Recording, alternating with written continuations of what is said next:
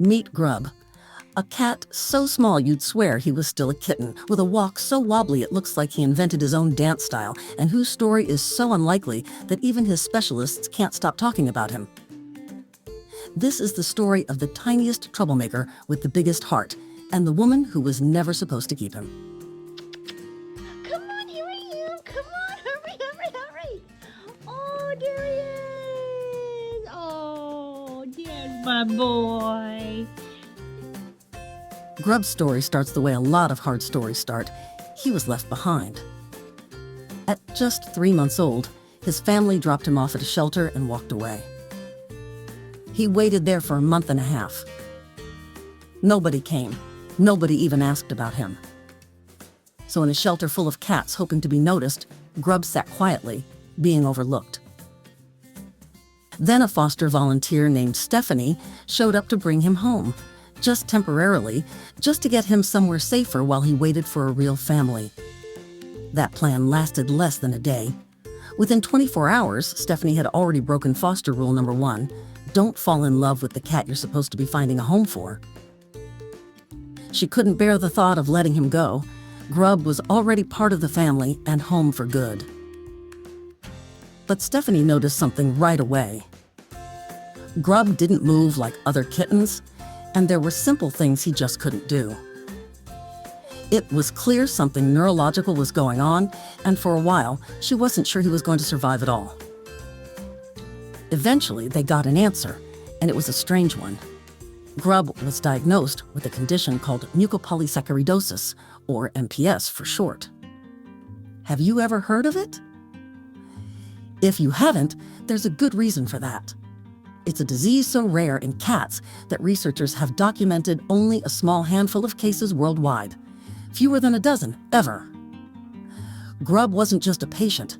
He was practically a scientific mystery, and specialists asked to keep monitoring him to learn more about how the disease develops over time. Here's what that disease actually does.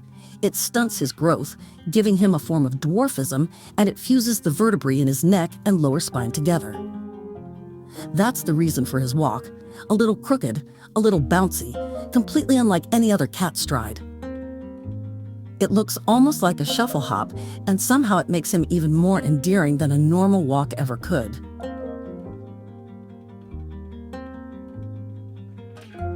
The same condition shaped his whole face.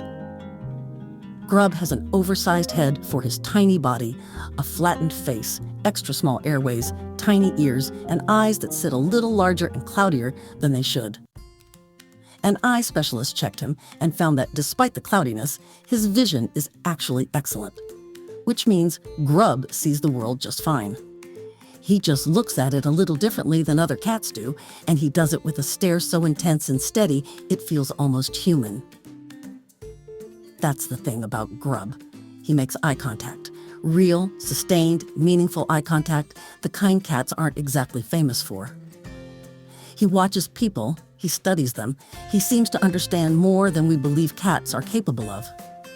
And since Mother Nature gave him a grumpy face, he often looks like he's judging you for your every move. But beneath that face is the sweetest cat imaginable. You going to beat your belly? Should I get the belly? Oh! By 8 months old, Grub weighed just 4 pounds, about half what he should have weighed. At most, he was expected to gain another ½ pound to a pound over time, so this was essentially his full-grown size. Small cat, small frame, absolutely enormous personality.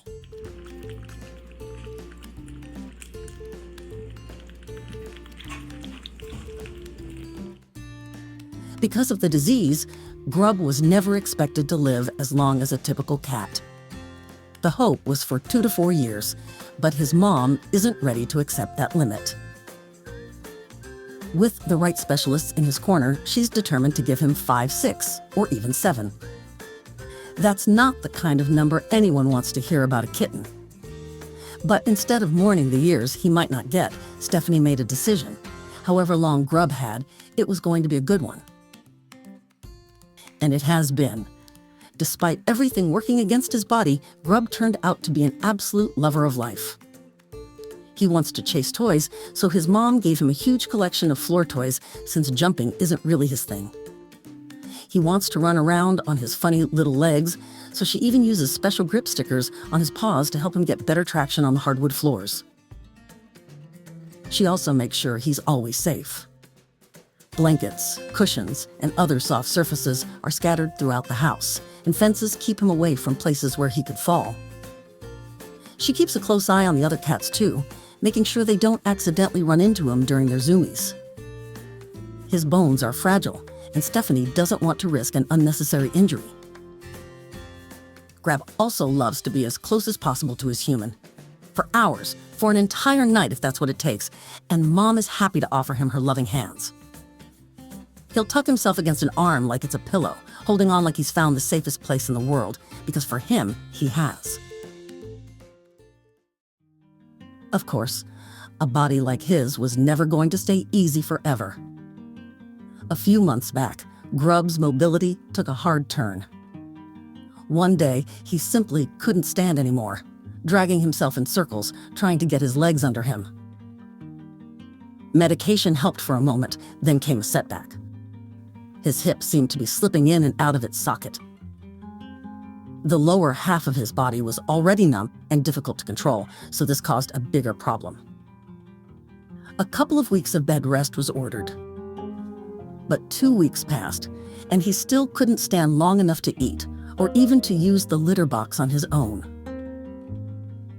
It would have been easy to decide that was the end of the road. But Grub didn't act like a cat who was ready to give up. He was still curious, still interested in his toys, still watching the world with that same steady stare. So instead of accepting the worst, his mom went looking for another option. That search led to a specialist familiar with Grub's exact condition, offering a safer path forward, one that avoided risky procedures his fragile body might not have survived. Stephanie packed up and drove 6 hours to get him there. And Grub, against every odd stacked against him, responded better than anyone expected. I think he's feeling better. I'm a little hopeful, and I'm trying not to get too hopeful. But he does seem like he's feeling better. These days, Grub doesn't patrol the house with his signature wobble quite the way he used to. But he's still here, still playing, still curious, still leaning into every cuddle like it's the best part of his day. Because for a cat who was never supposed to be wanted, every single day is exactly that. He recently celebrated his very first birthday.